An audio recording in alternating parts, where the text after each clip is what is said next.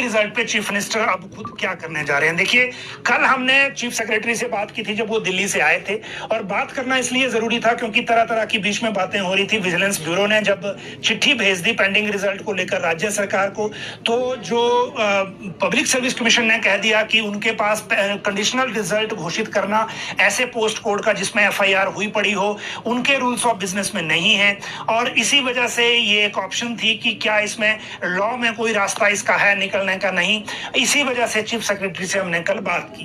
प्रबोध सक्सेना ने बताया था उस वक्त की बेसिकली दिक्कत ये है कि लॉ का पार्ट उसमें तब आता है जब हम विजिलेंस के पार्ट पे क्लियर हो, क्योंकि अगर हम लोक सेवा आयोग को भेजना है कंडीशनल के लिए तो पहले ये क्लैरिटी होनी चाहिए कि जिस पोस्ट कोड को लेकर हम भेज रहे हैं उस पोस्ट कोड में level of breach of secrecy कितना है, क्या वो लिमिटेड है या कंप्रोमाइज्ड है। वैसे तो लीगल टर्म्स में एक भी पेपर अगर लीक है, एक भी एग्जाम जो पेपर किसी एक कैंडिडेट के पास भी पहुंचा है, तो भी वो कंप्रोमाइज्ड माना जाता है लीगल टर्म में। एक बात आप ये भी ध्यान रखिए कि जेओएआईटी 817 में कार्मिक विभाग की नोटिंग के आधार पर ही एडवोकेट जनरल ने सुप्रीम कोर्ट में कह रखा है कि ये पेपर जो है इसमें पेपर लीक के तहत है और राज्य सरकार को इसमें अभी डिसीजन लेना है। लेकिन एक और इसमें जो नई बात चीफ सेक्रेटरी ने बताई वो ये थी कि जैसा सचिवालय क्लर्क और ड्राइंग मास्टर भर्ती में है, इसमें से एक भर्ती ऐसी है कि जिसमें कैंडिडेट के बजाय एक ढाबे वाला या कोई वहां जो एक वो लगाता है, जो स्टॉल लगाता है, वो उसमें पकड़ा गया है। लेकिन दिक्कत ये है, चीफ सेक्रेटरी ने कहा कि कुछ केसेस ऐसे हैं जिनमें जो मेन एक्यूज्ड है उसका तो पता है, लेकिन जो सेकंड पकड़ा गया टाउट बीच में, उसका मोबाइल अभी गया है एफएसएल में और उसकी रिपोर्ट आनी है। मतलब ये हुआ कि जब हमें ये पता ही नहीं है कि वो कितने लोगों के संपर्क में था, तो हम इस लेवल पे ये नहीं कह सकते कि इसमें कितनी जो ब्रीच है सिक्रेसी का। तो इसी वजह से हमें अभी एफएसएल की रिपोर्ट का इंतजार करना होगा। ये एक बात हो गई। अब ये थी चीफ सेक्रेटरी के लेवल पर, लेकिन अब मैं आपको बताता हूं मुख्यमंत्री के स्तर पर क्या है। देखिए, चीफ मिनिस्टर लगातार अफसरशाही के टच में हैं कि जो रुके हुए रिजल्टों को लेकर क्या करना है। जब 23 पोस्ट कोड सीएम के सामने रखे गए जिनमें विजिलेंस जांच नहीं थी, तो उनमें से 3 पोस्ट कोड सिलेक्ट किए गए थे, वो भी सीएम ऑफिस नहीं किए थे, जिनमें 311 पोस्टें मतलब मैक्सिमम इन्हीं में थी।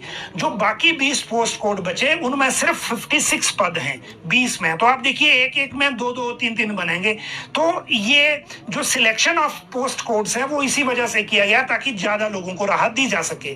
अनफॉर्चुनेटली हुआ ये है कि जिनमें ज्यादा कैंडिडेट हैं या जिनमें ज्यादा आवेदक हैं उनमें एफआईआर हो गई है, क्योंकि पेपर लीक भी उसी में था, तो मामला वहां अटका पड़ा है। अब एक नई बात आज कंफर्म जो हुई है वो ये कंफर्म हुई है कि एक फाइल मूव हुई है, और ये फाइल मूव हुई है, चीफ मिनिस्टर ने ये चाहा है कि वो इस पूरे मामले में खुद बैठक कर ये समझना चाहते हैं कि दिक्कत कहां है। वो दिक्कत चाहे आप कंडीशनल अपॉइंटमेंट की समझिए, चाहे लोक सेवा आयोग के साथ जो डायलॉग चल रहा है उसको लेकर समझिए, चाहे नई भर्ती एजेंसी जो बनानी है उसको बनाने से पहले क्या क्या प्रिकॉशन सरकार ने लेने हैं ताकि दोबारा पेपर लीक जैसा मामला ना हो, चाहे आप उसको ले लीजिए। अब ये फाइल चल पड़ी है, इस फाइल पर कई चीजें दर्ज हुई हैं, और इस फाइल पर पहले एक सुझाव ये भी था कि जो विजिलेंस ब्यूरो से जो डायलॉग हो रहा है वो एडी के थ्रू क्यों नहीं हो रहा है। एडी मतलब एडमिनिस्ट्रेटिव डिपार्टमेंट के थ्रू क्यों नहीं हो रहा है।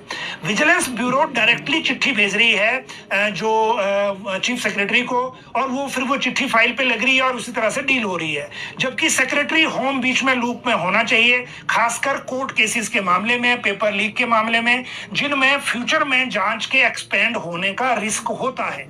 तो एक तो ये है कि एडी के थ्रू क्या ये रूट बन पाएगा या नहीं, क्योंकि चाहे कोर्ट, देखिए कोर्ट पुलिस से बात नहीं करता, जब सरकार के स्तर पे बात होगी तो वो सिर्फ एडी को पूछेंगे कि आपके सामने जब पेपर लीक का ये मामला आया तो उसके बाद सरकार ने क्या किया और किसकी सिफारिश पे किया।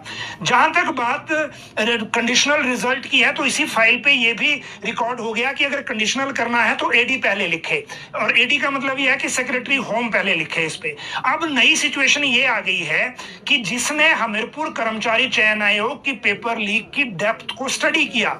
शिक्षा सचिव अभिषेक जैन वो ही अब होम सेक्रेटरी हैं।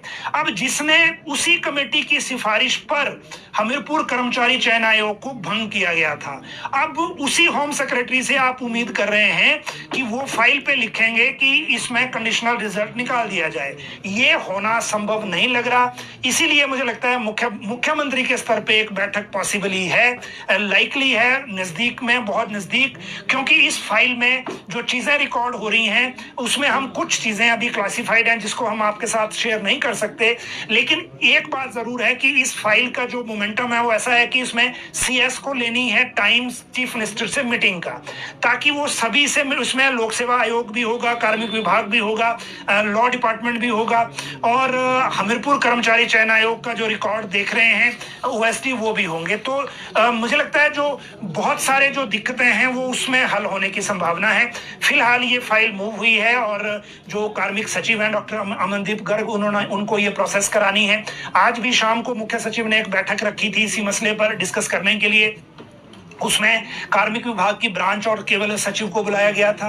और आगे कार्य योजना क्या बनेगी, सीएम के लेवल पे कब बैठक हो पाएगी, होगी भी या नहीं होगी, क्योंकि अभी फाइल मूव हुई है और उसी फाइल पे ऐसा है कि सीएस अब टाइम सीक करेंगे चीफ मिनिस्टर से। जब सारा डाटा क्लियर हो जाएगा, सबके व्यू पॉइंट फाइल पे आ जाएंगे, तो फिर हमारे सामने बात आएगी कि क्या आगे होगा।